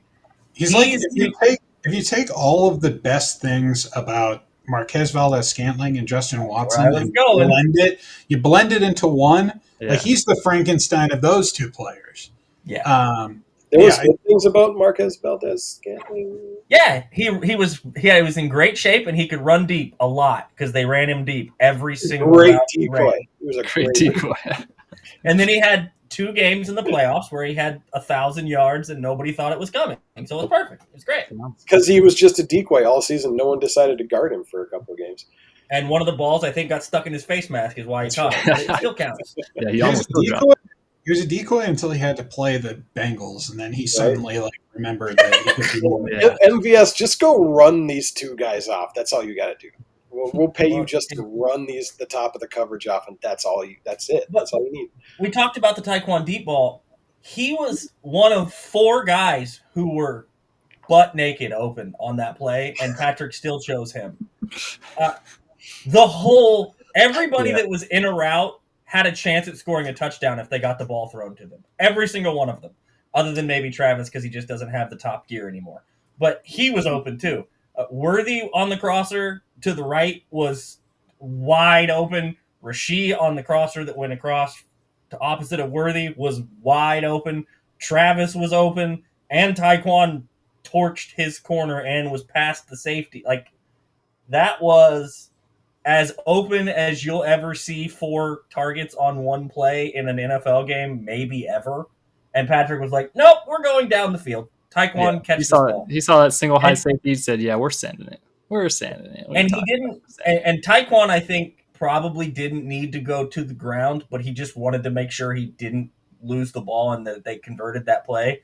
Because I think if he's a little less worried about having that drop and it's a roster spot kind of deal, he probably doesn't overlean there, and he probably takes that to the house. But that's what you want, because he takes the top off and then everything opens up, and he provides you something you don't have with basically anybody else, because you don't want X running deep every single play. You just don't. And it's not because X can't do it, it's because you want to be able to do a bunch of other things with him. So as Charles mentioned, MVS and Justin Watson combined into one guy and let him do that. And that's because everybody's like, why did Justin Watson get 65% of the snaps last season? Well, because he's reliable. Yeah. So, but the 7 just seems locked with a bullet. Seems like 7's going to be the one. Yeah. Unless, of course, Tom. Yeah, Tom. Are we sure Juju's going to make it? This guy. Okay, let's move over to the tight end room. Yes, because I watched Xavier Worthy's TikTok, and if you need to know exactly who the main group of this wide receiver room is, they were all in the TikTok, all of them. Xavier it was Xavier's TikTok. Rasheed, Juju, I believe Taekwon was doing some random weird attempt at dancing in that video. I thought I saw Jalen Royals in there. So yeah, that group they're very tight as a wide receiver group, and they're very set, I think. Yeah. Okay, let's move over to tight end. This is one I feel like is pretty easy, but we'll talk about it anyways. Feels like there's a good four that are I don't know why Kyle just hold up 5-0. What is that? Popo? 5. Tight end? Yeah, because one's going to IR the second that the 53 is done. Okay, Charles, what do you think? What do you think about tight ends? Is there 5 tight ends? I don't know. The 5th tight end. I mean, Jake Brinstool. I think you're probably referring to Jake Brinstool as that guy. Bingo. Is he still injured? I mean, he came back to practice. Can they still use IR on him even though? Yeah, he didn't play in the last game. They can absolutely IR him, and that's kind of what I expect them to do. The question is, like, do you think this guy is going to play and contribute this year? And if the answer is yes, then maybe you have to use one of the, like, designated to return things on him. Or maybe you keep him on the roster and then you IR him afterwards, and then you can bring him back at some point later in the year. The thing that's interesting here, I think it's still probably 4 at max, because the thing you guys got to remember about Big Bob Tonyan, he has no guaranteed money. He's a vested veteran. Like, this is a guy you can cut and be like, hey, we're bringing you back after week 1 because we can then pay you and don't have to guarantee your salary. Like it's very possible that, like, he's not on the roster until week 2, and is probably okay with that potentially. Or, maybe you cut him just for the procedural move of getting, like, a Brining stool on IR, because this is not going to demand, like, a significant salary anyways, and it's probably going to be a big enough part of the team to you'd be okay with guaranteeing what it is, right? If you get him back on there, but anyhow, I think they're not ready to give up on Jared Wiley, so I think he's going to be the other guy. That's the part of that conversation. And then obviously Trav and Noah, they're as locked in as locks could be. Yeah. This is a good tight end room this year, guys. I like it quite a bit. I think it's got potential to be one of the best they've had in a long time.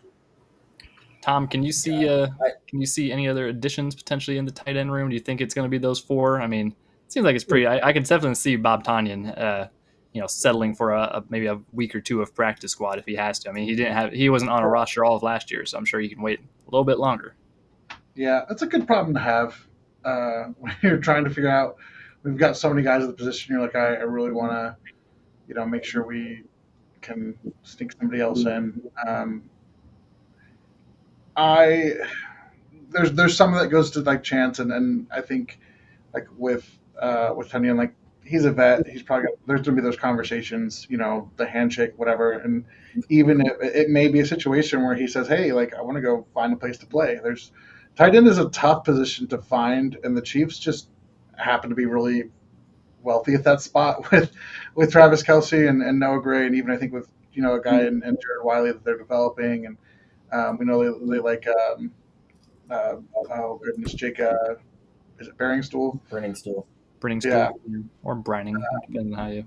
I don't know. Yeah, but they're in a good position. I mean, we talked about this last year.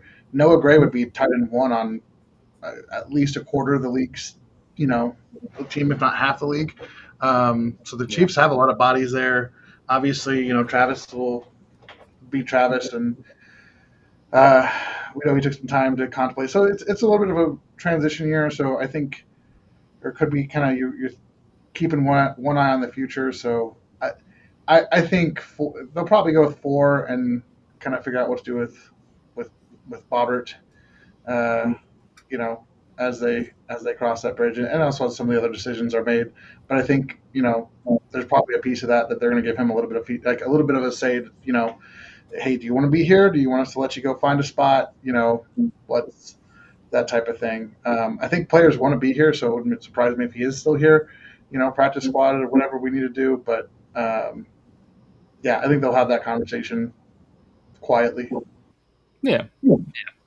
It's he's been such a pleasant surprise because like you said, he didn't play last year. Like you picked him up off the heap of lost misfit toys, and yeah, turned out there's still some spark there and some ability into where he's like, yeah, this is Bobby Tonyan of like 3 years ago where he was catching touchdowns left and right. So when I saw the signing, I was like, he's still in the league. He's still playing. Cool.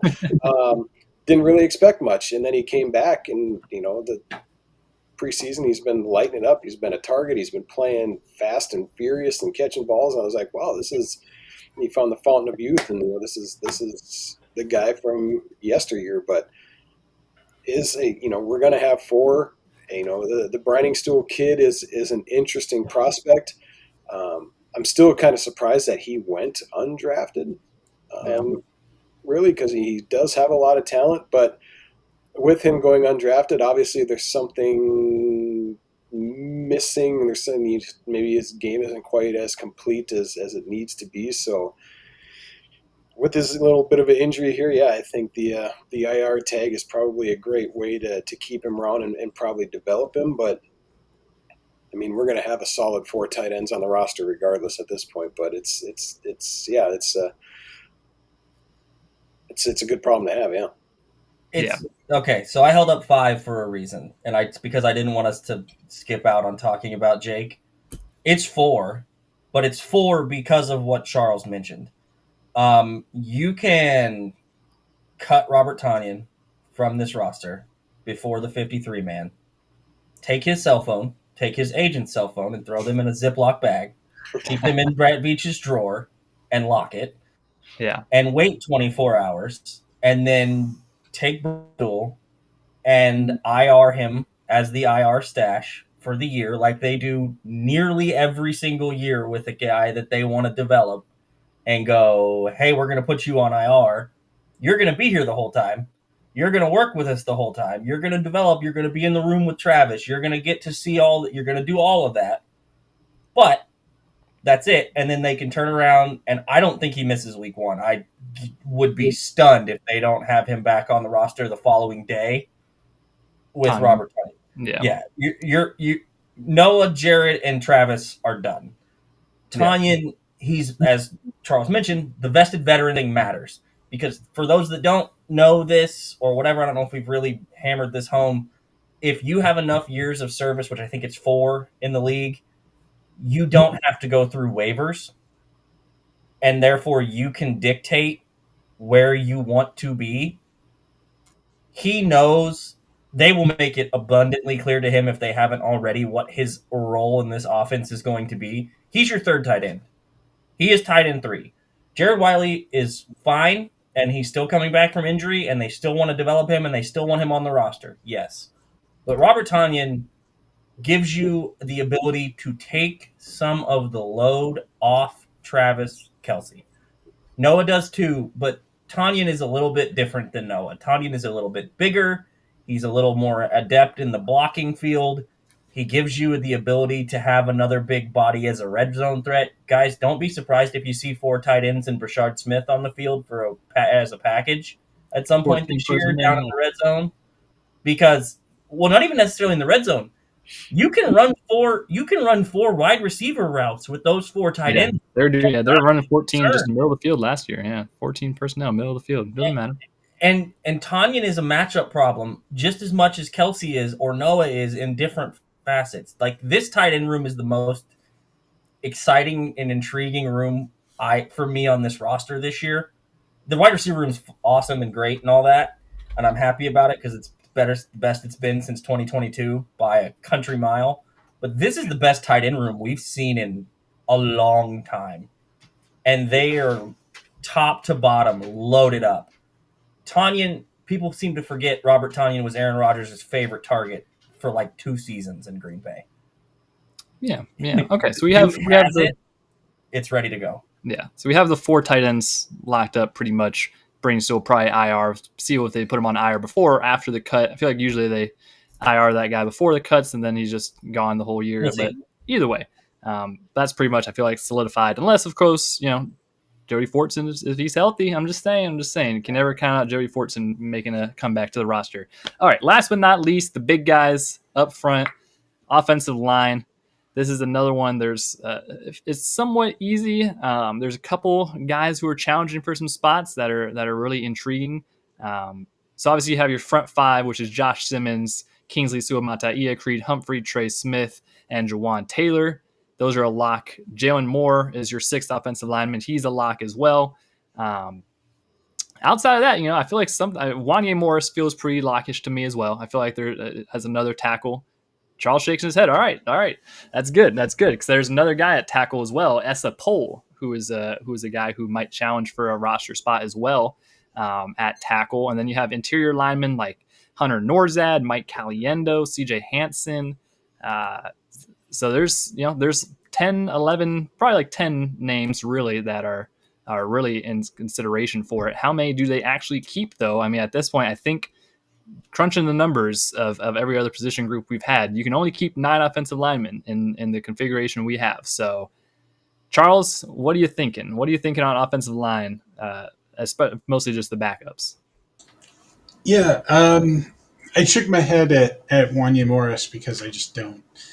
If you're keeping 9, I don't know that he can be one of them. Because Essa Pohl was just awesome in the preseason. And even though he didn't really see his role accelerated in the same way that some other players did, like he wasn't like a Brashard Smith where like he was playing with the second and third team and then all of a sudden was playing with the first team in the last game. Like he was pretty like entrenched with like he was basically in the third group of O linemen, right, that were coming up. Like that second group was Moore and Morris. And then he would come in after that and play left tackle. And then Morris would either switch over to right or they'd have someone else on the right side. Yeah. So I think, on one hand, knowing what Pohl accomplished, which was like 46 snaps, no pressures allowed, looked really, really good. But it was also against mostly guys who aren't going to make an NFL team, so it's like, okay, that's kind of what happened with Ethan Driscoll last year, and he ended up making the roster. With how bad your tackle situation is, I feel like you can't let a talent like this go. Like he has potential to be your long-term Jawan Taylor replacement. Like he can be that guy. Heck, he could potentially be your swing tackle if he's not that guy, right? Maybe next year he's your swing tackle and Jalen Moore is playing right tackle. But I think, knowing just how bad the tackle situation was last year, you can't let a guy like that go. And unfortunately, he's not the type of player. I don't think he has a whole lot of versatility. Like he's only been playing 4 years of football. He only played in college. He played 2 years of community college and then 2 years at Washington. He only started like 23 games. Like he's very raw still, but the raw talent is so very intriguing. And you already know what Wanya's ceiling is. Like he can't be your starting left tackle. That almost gave Patrick an aneurysm last year, right? He wasn't fully healthy, but yeah.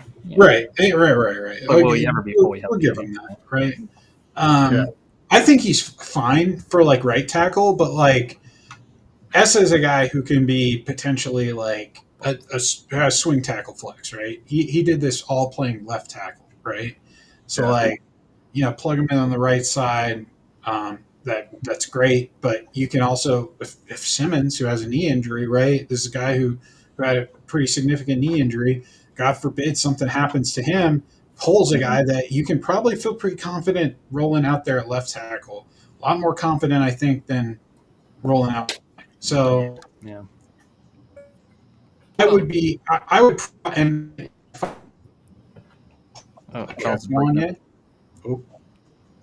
you might be back. Are you back? Charles is breaking up. Hold on 1 second. Oh, switch to the Wi-Fi. Switch off the Wi-Fi. Oh, he's gone. He's back. Oh, I was there. Save it. Saved. Saved. What I was saying. That's cool. I didn't keep Wanya Morris, or excuse me, I didn't keep Essapol in my final 53 prediction. I kept Wanya because I was kind of going for what I think the team would probably do, which is they have a tendency to go for some of these like veteran, experienced guys. And I don't think that's a good one. I think that's the wrong decision to make. I would keep Essa. And I think when you look at some of the interior guys, right? I thought that CJ Hansen had improved substantially year over year from where he was as a rookie coming out of Holy Cross, to the point where like I was looking at his left guard snaps, and outside of like the one where he probably messed up his assignment a little bit, and you could see it in his reaction, which was the stretch run call from like the 2-yard line where the safety happened, right? It was a horrible play call, in my opinion, anyhow. But that was a Matt Nagy call, right? Yeah, whatever it was. It wasn't great. Just but that again already. Anyhow, I think CJ's in a spot where you can feel comfortable with him as one of your backup guys. Then for that last spot that you're kind of talking about, right? Because you're talking about 9 guys. I think the question is it going to be Mike Caliendo or is it going to be Hunter Norzad? Your guess is as good as mine on that one. I know that there's a lot of people that like Caliendo in the building. I've never seen them. And I know that Hunter hasn't been flawless this preseason. Yeah. So like if those are the 2 guys you're choosing from, I don't really know what the choice is. And then, maybe are you then thinking, okay, wait a second, like maybe we want to get like a veteran guy in this room as a backup. So maybe it's neither of them. Maybe that like 9th spot goes to someone that they trade for, someone that they can go pick up on waivers or pick up as a vested veteran that gets cut or whatever it may be. But I think that there's seriously that 9th spot. There has to be some consideration for going out and getting someone who's not in your system right now, because if Kingsley, he looked good in this last preseason game, but he looked good at all of last preseason at left tackle too. So like if Kingsley gets to a point where like, okay, you need to put someone else in there, and if your only backup is a Hansen or a Caliendo or Norzad, I feel like you're going to be wanting for more. Yeah. I think if it comes down between those last 2 guys, Caliendo and Norzad, if we saw Caliendo just get ragdolled last season and just pushed around and beat up, and I think Norzad's ability to play center better than Caliendo gives him the nod over Caliendo. Caliendo's had his opportunities. He was forced into action. He was absolutely awful. Like, as an O-line coach, it pained me to watch him play at times. I'm like, why? Like, your steps, your balance, your base, you're playing way too high. Your punch timing is terrible. Your hand placement is awful. Like, what are you doing half the time? Mm-hmm. Randy, I got a question. Is Hunter Norzad like awesome? No, he's not awesome. He's not awesome, but I think he is better all around and more physical than Caliendo, and his ability to play center at a higher level than Caliendo. If, God forbid, anything ever happened to Creed, puts us and the team in a better position to have Norzad play center than Caliendo. Randy, let me ask you this one, because I've had some people, point this out or consider this. Last year it was Tooney jumping out to like left tackle. Do you think Creed, obviously being one of the best centers in football, God forbid something happens to like Kingsley, and now you're in a situation where, okay, maybe Hunter Norzad's your next like best interior offensive lineman, but his best position is center. Do you move Creed to left guard? I think absolutely you could do that, because Creed has proven that he is the best center in football right now, and he has such underrated feet and ability to move in space, especially for a guy his size and strength. It's just his ability to snap and call out protections, and the way he can identify where guys are coming from really puts him at a different level. So having him next to Norzad, if this was ever the case or the scenario, helping him be able to make calls and identify blitzers or potential movements or what it might be, would be hugely beneficial for a guy like Norzad if he had to step into play center. But I think Creed absolutely could slide over and play guard at an extremely high level. I don't. Okay, so I'm gonna hit these things because I know we're rolling through. That's what happens. It's the 53 man. This happens every year. We're 5 of us here. It's gonna be a long one. Sorry. So I'm gonna kind of rewind a little bit to what Charles was saying about Esapol, and I think, and I even wonder if what Wanye might get in terms of a market, if they were to dangle him out there. Every time a tackle goes down, I say it in the group chat. Every time. Anytime. Any tackle injury, if a tackle has a stubbed his pinky toe. We got a tackle available for a fourth. Send him on. Yeah, but with Cole, to the point, 4 years of starting experience, was really a basketball player in high school. Did not give up a sack his last year at Washington State. Gone a long time.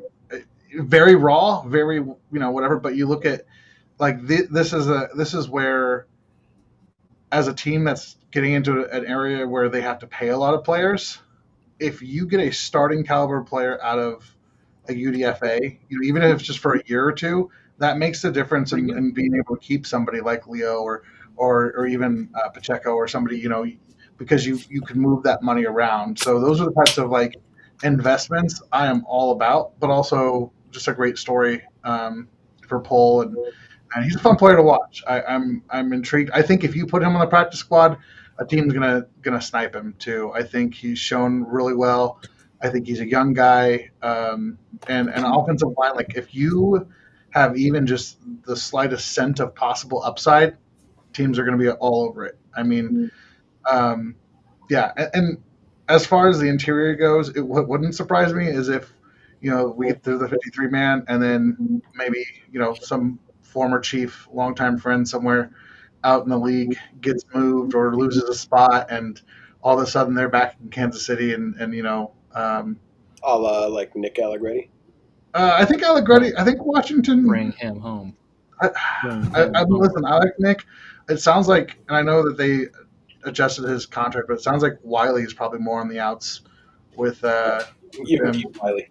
Keep Wiley. Listen, you can hate on Wiley all you want, but I think you got a guy who can play inside and play right tackle. Just don't put him at left tackle. As a backup player, if he's your seventh guy, that's a pretty dang good guy to have as your seventh guy, who can play 3 spots on that offensive line in a pinch. So I think his contract is a little over $2 million guaranteed now, but again, one of those things that could be a move to make.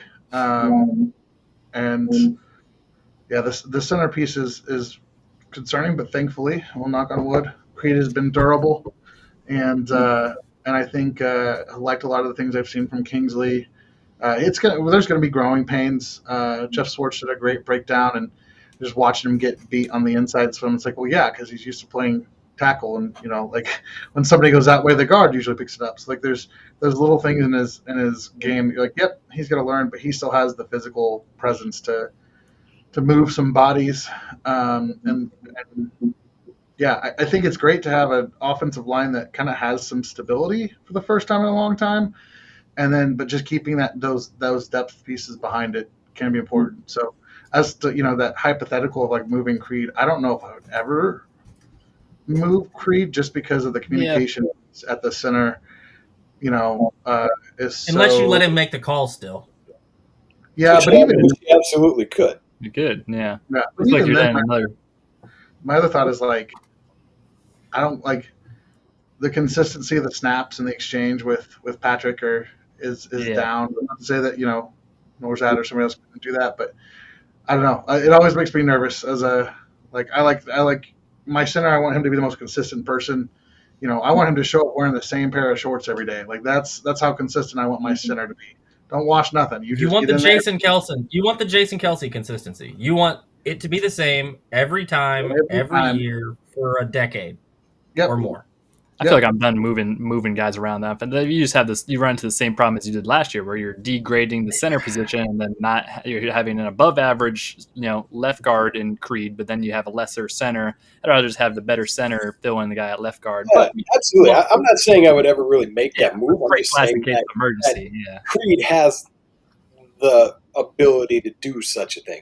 I'm not saying I would do it, but Charles caught me off guard a little bit. I honestly. CJ Hansen is the guy that I thought struggled a bit more in the preseason than I anticipated, at least in the game reps. In some instances, so for me, it's obviously the first 5 and Jalen Moore. Those 6 are done. That's over. Don't even bother wasting your breath. Caliendo, Norzad is the other guy that I was like, yeah, that dude's done. Like he's on the roster. He's your backup center. He can play guard if you have to with him. But also, if anything happens to Kingsley, I don't think it's Norzad or Hansen or anybody else. I think it's Jalen Moore. I think Jalen Moore is your swing offensive lineman. I don't know that it matters which position you have drop off next, or if somebody gets banged up or something happens. Other than center, he's the next guy that is going in no matter which spot it is. Left tackle, left guard, right tackle, right guard. Knock on wood for Trey or for any of those guys. But I know, and then if anything happens to 2, that's when you get to the next spot. But legitimately, I was a bit surprised with the CJ Hansen thing. But at the same time, I'd probably take CJ Hansen over Mike Caliendo. Yeah, I feel like Caliendo just runs his course. Just run the course. And so the thing for me is, the biggest thing for me was the Wanye conversation. There's 2 pieces to this. I think he could probably clear waivers because I don't think he's quite a vested veteran yet. I think that would be next year when he hits vested veteran status. Yeah, I think he probably clears. Yeah. I think he probably clears waivers because of just how. I mean, you had the best quarterback in football go to the sideline and go, he can't play for me anymore. Get him off the field. That happened last year. It did. Now, he had a knee injury. All that thing is included. But even without the knee injury, we've seen him struggle mightily at times in different positions. And Essa he may have only played for 4 years, but that dude can play the position. He is physically, naturally gifted as an individual. And only thing that's going to make him better is getting more reps with the team and being around. And I don't think you're getting him through to the practice squad. So for me, Essa's on the roster, and Wanye and Mike Caliendo are probably the one fighting with CJ Hansen for that last spot. Because I don't know how you can. There is no way to get rid of Jalen Moore, and I really don't think there's any way to get rid of Hunter Norzad because he's your backup center, and you don't have anybody else that can snap. Nobody else on that offensive line is consistent at the center position like Norzad is. He may not be as dominant as far as blocking is concerned or the calls with as Creed is, which that bar is so incredibly high, it's not fair to compare him to that. But I just don't know where you can go. The lowest 2 floors of this offensive line to me are Caliendo and Wanya. They just and the lowest ceilings to boot in both of those cases. I just don't know where it goes from there. Maybe it is an outside guy for that 9th spot. What's Austin Ryder doing right now? That's a good question. And another thing that I really like about Pohl is like, yeah, he's raw and he's relatively new to football, but he's got that thing that I love in offensive lineman. He's got that nasty. He's got that dog, and he is more physical than Caliendo, and he's more physical than Ethan Driscoll. Like, he wants to go out and beat people up. He's got that attitude that he's just like, I am going to drive you into the ground. Like, I'm going to beat you up.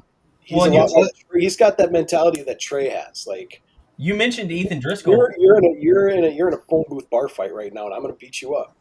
Like, you mentioned Ethan Driscoll, and I think part of the only reason we're having full blown conversations about Essa is Ethan's been hurt. and I don't know that he's ready. And Ethan, he's going to make it. He's going to make it to the practice squad just because he hasn't been able to play. There's no tape on it. Same kind of thing with Hansen and Driscoll will be able to clear, and they'll get to the practice squad. I don't know that you get rid of CJ Hansen though. Honestly, if you're keeping 9, with Caliendo and Wanye there, CJ Hansen can play either guard spot. How many positions can Wanye play? Because he can't play left tackle. Yeah, just right, pretty much. Basically, right. In my eyes, he's right tackle only. I know the Chiefs will play him at left tackle, but he's not. Not for long. Not until Patrick walks over the sideline and says, "No mas." He can't. And again, we're not trying to hate on these guys, but there are limitations with both Caliendo and Wanye that you don't really have with Hansen and Esapol. And when you're at that 8th and 9th offensive lineman spot, or 10th in some years, it's more about where the floor is than the ceiling necessarily. And the floor for both Hansen and Pohl are higher, in my opinion, than Caliendo and Wanye. Maybe the offensive line coach and the guy who has seen more of the camp and more of the other stuff than I have can maybe speak differently. But for me, I like we talked about with the linebackers, it's time to churn some of that roster over. It's time to get rid of some of the old guard that's been here, that's not really gotten any better, that's not really taken the next step. It's time to churn that over.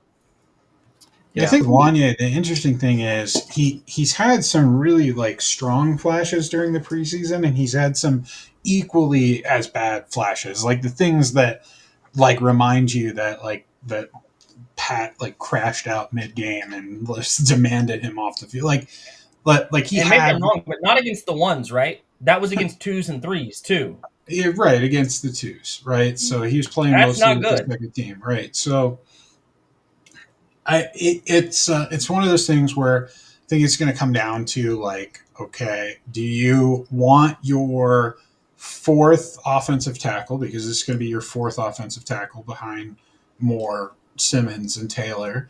Do you want your 4th offensive tackle to be more of the developmental, could be great down the line type of guy, probably can get you by right now? Or do you want him to be someone who started NFL games? Who might get you by before Patrick crashes out and has a stroke on the sideline. Yeah, right. This is going to be the spot. I think it's just going to be the most, this is definitely the hardest one to predict. There's so many names and not enough positions, and it's just really about kind of the internal stuff of stuff that we probably can't even see, how the coaches are evaluating, how they're picking up protections, and how, they're identifying things. That's a big part that I think ultimately come down to. I'm still not convinced they get rid of Wanye potentially just because of the 2 years of roster control they still have with him. I think that's also a guy you should probably be shopping pretty heavily for any tackle needy team because, I agree with too. A trade of one of these linemen. A trade would make the most sense for Wanye. I don't necessarily care which one. Yeah, I don't know that you can get anything for Caliendo is the problem. Everybody else watched that Super Bowl. He got mauled. We were able to get something more than a bag of chips for Sky Moore, so. That's true. Yeah, this is something I was thinking about. There are teams out there that are willing to throw something at you, but I was thinking about this today, where it's I wonder how much goes into the thought of where you kind of mentioned where it's you have one guy who's kind of you have some stuff on him and kind of what they are, and then you have another guy who you don't really have a lot on, but it's just the developmental upside. It's like Wanye versus Esapol. It's what you have in Wanye. Do you want to continue that, or do you want to? Yeah, it's going to be interesting. It's going to be interesting to see how it all shakes out. This is probably the most volatile position of guys. And luckily, I feel especially if you cut Caliendo or maybe CJ Hansen, they probably make it back to the practice squad if you want. I don't know. It'll be Charles being high on CJ Hansen's that did surprise me as well. Caliendo's a vested vet, isn't he? No, by this point, he's in year 3. Is he? Yeah, maybe. He's played here for a while. If I never had to see Caliendo again, I'd probably be okay with it. But that's just I thought he was older than that. I thought he'd been around longer than that. CJ Hansen, for me, is probably the one that more in danger of not making it back to the practice squad than Caliendo is. Didn't CJ Hansen play the most snaps out of the preseason? Well, and that's the other part. Like, they a long look at him. Yeah. Charles, maybe I'm wrong here, but didn't they seem to kind of try to hide Essa on that third group to maybe teams won't try to jump on him? But at the same time, they played him so much with that third group that once you see, like you said, 46 snaps with nothing. Nobody got near the quarterback from his spot. That's tough to hide a guy when like that. Yeah. And it's exactly why Ethan Driscoll made it last year, right? They basically did the same thing. Yeah. So, and look, you're right about Hansen that he played a lot of snaps, and I think he needed that though, right? Because he didn't get those much at all last year. I mean, he basically had a redshirt year on the roster, and he needed that too because, like I said, coming from Holy Cross to the NFL, that's a big. You might as well be coming from high school football to the NFL. Like it's a pretty damn big jump. And then he's got some things that he had to work through in an NFL weight system to get himself just to where he could really stand up and play against these guys. And I thought that his core strength was a lot better. His base was a lot better this year. He looked a lot more like what he needed to be to stay on the roster as opposed to still a guy working up from Holy Cross. Yeah. No offense to Holy Cross, but they're like high 280 something. Yeah, he wasn't heavy. He was sub 300 pounds when he came in, and he's hovering around, right? He was like 286, 287 something. Randy, like that FCS cafeteria plan doesn't quite hit the same as the FBS ones. Holy Cross is not NDSU. I've had so many conversations with college coaches where they feel they're just simply at a disadvantage because they just can't feed these guys like another program can. They just can't. They don't have the resources to. They don't have the ability to. And these guys aren't coming from all. I shouldn't say all of them, but a lot of these guys are not coming from backgrounds where they can afford to do a lot of extracurriculars to get themselves in a position. Like Hansen even said he didn't even really know that the NFL was a possibility for him until scouts kind of started coming calling through halfway through his senior year. So it's not like he was preparing for this immensely and getting his body ready for the NFL until midway through his senior season. So. Yeah. A lot of these guys, and this is across the board. It's not just an offensive line. It's a cornerback. It's a wide receiver. And a lot of that too. You're talking about nutrition and being able to feed these guys. The difference between strength and conditioning coordinators at the FBS level versus FCS and smaller. Yeah. Unless you're one of the top tier programs in FCS like NDSU, SDSU, the Montana States, whatever, that have a little bit better budget and they have legit strength and conditioning coordinators that can build good weight and put you through the program and get you in the right spot.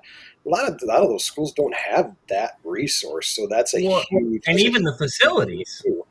They don't even have the weight rooms that some of these other the most bottom tier weight room in the FC and the FBS makes a majority of the weight rooms in the FCS look like stuff you get in middle school and high schools.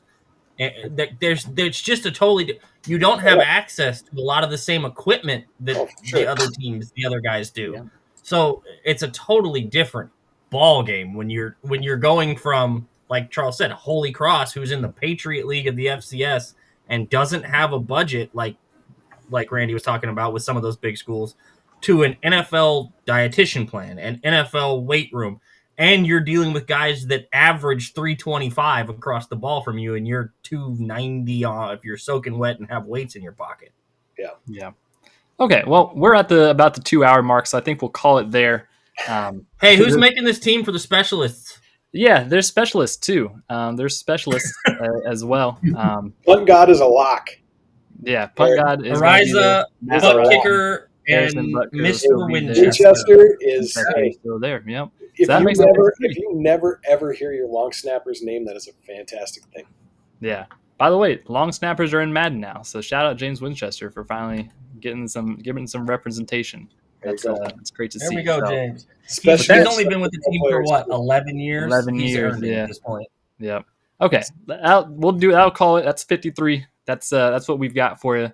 I appreciate you all rocking with us for this long episode. Charles, we appreciate you for hanging out with this 24-hour telethon.